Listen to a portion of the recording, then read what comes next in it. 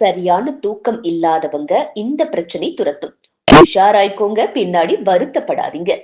ஒரு மனிதன் அன்றாடம் தன் வேலைகளை செய்ய வேண்டுமென்றால் சரியான சத்துள்ள உணவுகள் மற்றும் நிம்மதியான ஆழ்ந்த தூக்கம் வேண்டும்.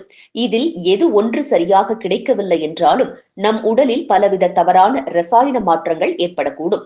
இதனால் அன்றாட வாழ்க்கை சூழலில் பலவித சோர்வு, மனப்பதற்றம், ஞாபக மறதி உள்ளிட்ட மனநோய் வருவது மட்டுமின்றி உறுப்புகளிலும் பல்வேறு கோளாறுகள் ஏற்பட வழிவகுக்கும்.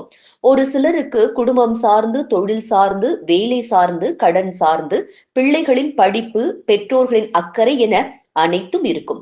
இதனால் மன அழுத்தம் ஏற்பட்டு மூளை, மனது ஒருநிலைப்படுத்த முடியாமல் இரவு தூங்கும் போது நிம்மதியான ஆழ்ந்த தூக்கம் கிடைப்பதில்லை. இது மட்டுமின்றி நல்ல சுகாதாரமான காற்றோட்டம் இருக்கும் அறைகளில் நாம் தூங்காமல் போனாலும் கூட நமக்கு சரியான முறையில் உறக்கம் கிடைக்காமல் போகும். அப்படி தூங்கினால் நமக்கு பலவித நோய்கள் ஏற்படும்.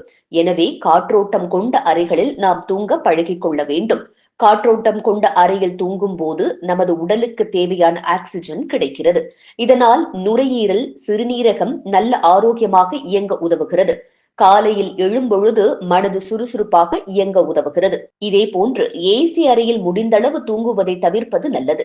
இதனால் நம் உடலுக்கு கெடுதலைத்தான் தரும். நாம் போதுமான அளவு சரியான தூக்கம் இல்லாமல் இருந்தால் நம் உடல் பலவிதமான நோய்களுக்கும் சோர்வுக்கும் ஆளாக நேரிடும்.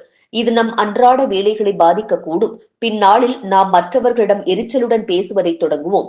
குடும்பத்தினரிடம் பேசுவதை நிறுத்துவோம். தன்னைத்தானே பேசிக் கொள்வதை வழக்கமாக்கிக் கொள்வோம். வேலை சார்ந்த விஷயங்களில் கவனச்சிதறல் ஏற்படும்.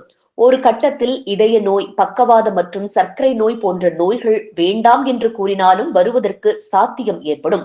இதற்கு நாம் என்ன செய்ய வேண்டும் என்றால், ஒரு சீரான தூக்க பட்டியலை கடைபிடிக்க வேண்டும். முதலில் தூங்கச் செல்லும் போது கட்டாயம் தூங்க முயற்சிக்க வேண்டும். இது உடலில் முதல் படியை தொடும். இரண்டாவதாக, இரவு வெதுவெதுப்பான நீரில் குளிக்க பழகுங்கள். பின்னர் படுக்கைக்கு போகும்போது போன் பார்ப்பதை நிறுத்திவிட்டு அதற்கு பதில் புத்தகம் படிப்பதை பழகிக் கொள்ளுங்கள். இடையில் தண்ணீர் அருந்துங்கள். பின்னர் கொஞ்சம் கொஞ்சமாக கண் அயர்வை நம்மால் உணர முடியும்.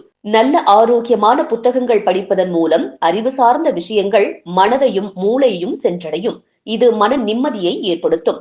எவ்வளவு கஷ்டங்கள் நேரிட்டாலும் பாசிட்டிவ் மூடுக்கு நாம் நம் மனதை கொண்டு செல்ல பழகிக் கொள்ள வேண்டும்.